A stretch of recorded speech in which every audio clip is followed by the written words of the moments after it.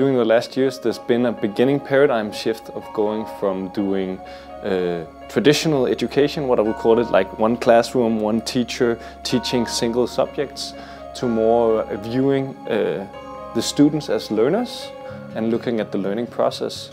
And that makes a much more complex situation, but also much more interesting for both the student and for the teacher, of how can the teacher support that the students learn as much as possible and get the most out of their education.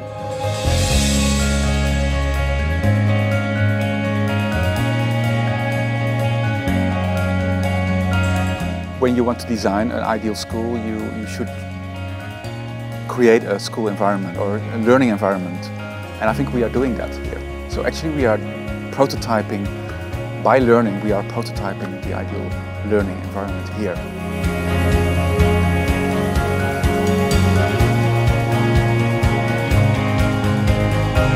It seems that anything could happen because it's very experimental, and it's really great to have the freedom to dream and to experiment with people who are also not afraid to try and to fail, or to have successes even if they are not so visible all the time, you know. So I said, hey, you know, but at the same time I knew this could be a great experience, just because we all said we are going to make it happen.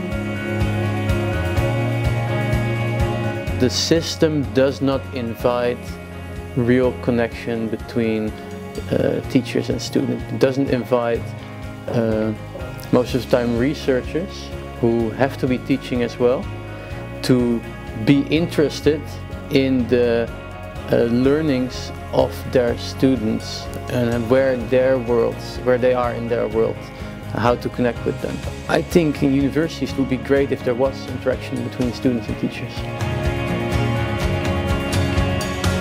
Teachers have the idea that they have to hold the lessons, that they are the ones that need to give all the knowledge and need to give or provide all the answers for the students, because the students are like more or less empty-headed, so they don't know nothing and they don't feel they are responsible for their learning. So teachers are carrying like a lot of weight in that. Most of the time they are not aware of that. And I think that could be changed. I think that could be changed, that we give more responsibility to students themselves.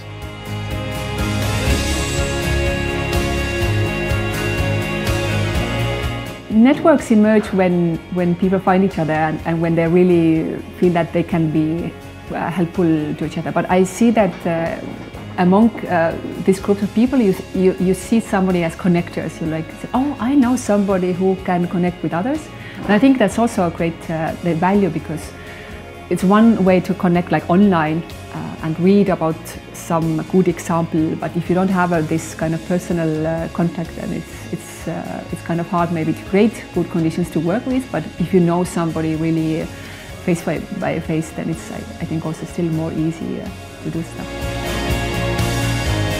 I believe that education is one of the key things that can create more equality in this world. But I think that a lot of places we have approached it in a way where we lost kind of the focus of what is the core of educating. And I would like us to get back on track.